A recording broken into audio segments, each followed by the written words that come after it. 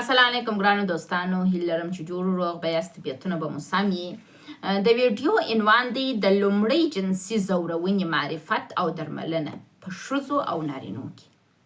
ګورئ، موږ که ښځې یو که نارینه یو، موږ چې په دنیا کې ژوند کوو، په دنیا کې ډېر چټل انسانان شته، بد انسانان شته. حتما موږ د جنسي ځورونې سره مخ کېږو. مثلا امکان لري پر یو هلک سره لواطت وسي، د یو ښځې سره لیزبیني وسي، او یا هم یو ښځه راولاړه سي د یو ځوان څخه جنسي سوء استفاده وکړي، او یا هم یو نارینه راولاړ سي د یو نجلۍ څخه جنسي سوء استفاده وکړي. دا په ټوله دنیا کې سته، په هره ټولنه کې سته. امکان لري ماما ضرر در ورسي، امکان لري اکا یې در ورسي، امکان لري حتی پلار او ورور د دې سبب سي، مثلا په خپلوانو کې یو څوک د دې سبب سي. اسلام چې ستر او پرده او دا شان راوستلي، چې یو علت یې دا دی چې دغه مشکلات څخه مخنیوی وسي. متاسفانه په دنیا کې دا اوس ډېر سوي دي. وایي جنسي معلومات نه درلودل یو نورماله خبره ده. په دنیا کې دا د جنسي مسایلو اړوند څېړنې دا نوي راغلي دي. و دنیا دا چې تاسو جنسي معلومات نه لرئ، دا یو نورماله خبره ده، تاسو مه پریشانه کېږئ. زه پروانه سیایي نوې په جنسي روابطو پوه سوې یم، ځکه چې دا اړوند ما زده کړې وکړلې، مخکې زه هم نه پوهېدلم. موږ د روابطو پروفیسران نه یو، موږ عام انسانان. دا چې موږ جنسي روابطو اړوند معلومات نه لرو، دا یو نورماله خبره ده، جدي یې مه نیسئ. ما چې اول واده وکړي، ما به ځان سره ویله چې دا جنسي رابطه نه وای، نو دا ژوند ډېر ښایسته و. تاسو فکر وکړئ، یو نجلۍ ودیږي، د یو ښایسته هلک سره یې واده کېږي، او بیا دا وایي چې والله که دا جنسي رابطه نه وای، نو ژوند ډېر خوندور. ما ته خپل مېړه، د اول مېړه ګران و، او ما به ویله چې دا جنسي رابطه نه وای، نو زما او د ده رابطه به ډېره خوندوره وای. ما داسې فکر کوئ چې دا واده چې څوک وکړي، جنسي رابطه دا ده چې مثلا یو بل په غېږ کې ونیسي او یا یې مچ کړي. نور اړوند دقیق نه پوهېدلم. دغه ناپوهي د دې سبب سوله چې زه چې شم جنسي وځورول سم. وایي ما فکر، زما د یور یو مثال به درکم. زما یور و بله ول دا جنسي رابطه چې ده، ول دا خلک د خوند دپاره کوي، ول زه زما مېړه یې د خوند دپاره کوو. زه داسې شوک سولم چې آیا جنسي رابطه هم د خوند دپاره کوي؟ مل دا څه شی دی چې د خوند دپاره کېږي؟ داسې یو احساس مې درلودی.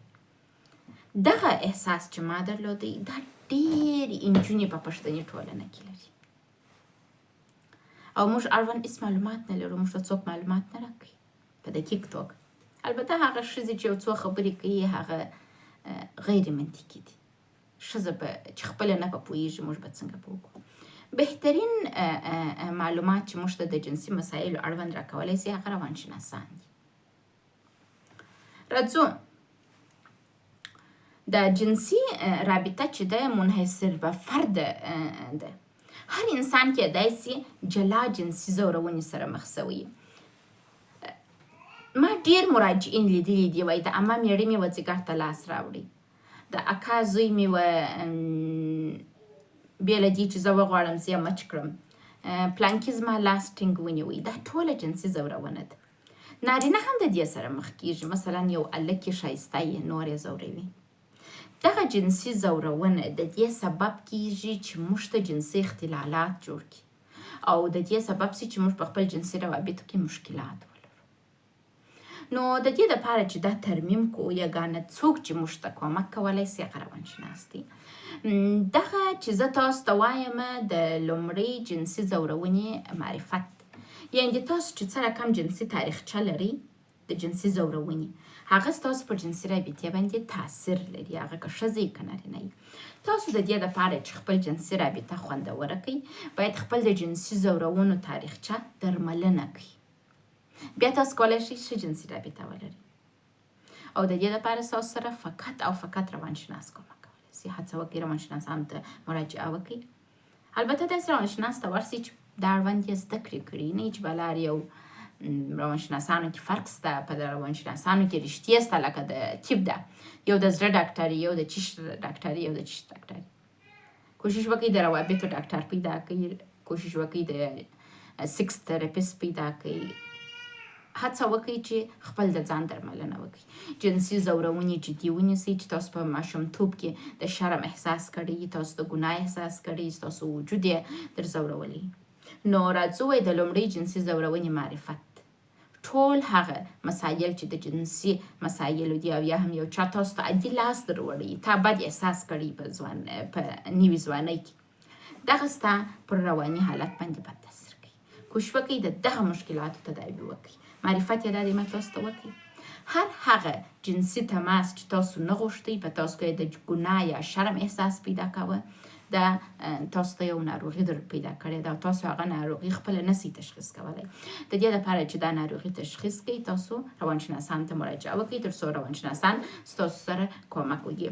په ښځو کې امکان لري چې د لیزبین قرباني سو او یا هم امکان لري چې میړه او یا هم په خپلوانو کې یو څوک موږ جنسي وځوروي، او په نارینو کې هم کیدای سي لواطت منځته راسي او یا هم میرمن د دې سبب سي چې نارینه جنسي وځوروي، تانیه ورکوي او ځورول دي.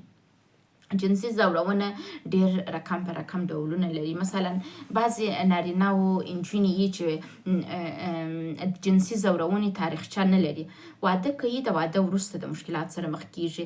میرمن بعضې ښځې د میړه سره ډېر توقع لري، وایي هر وخت چې زما زړه وغواړي نارینه باید جنسي رابطه برقراره کړي. دغه باور د ډېرو ښځو غلط دی او د نارینو د ناروغۍ سبب کیږي. نارینه هم لکه ښځه بعضې وخت جنسي رابطه نسي برقرار کولی، کله یې زړه نه غواړي، سم لکه غذا انسان چې مور یې کولی سي ډېر ډوډۍ وخوري خو نسي خوړلی. نو دغه مسایل دي چې د جنسي ځورونو سبب کیږي، جنسي غلط باورونه دي. هڅه وکړئ د درملنې دپاره اقدام وکړئ، او که چیرې ډاکټر ته لاسرسی نه لرئ، تاسو کولی سئ ما ته میسج وکړئ زما روشن نمبر ته، او یا هم زما یوټیوب چینل کې زما ویډیوز وګورئ. ډېرې ویډیوز ما ډکې کړي دي، په 100 ویډیوګانې دي، تاسو یې وګورئ، یو څه ځینې زده کړئ. مننه.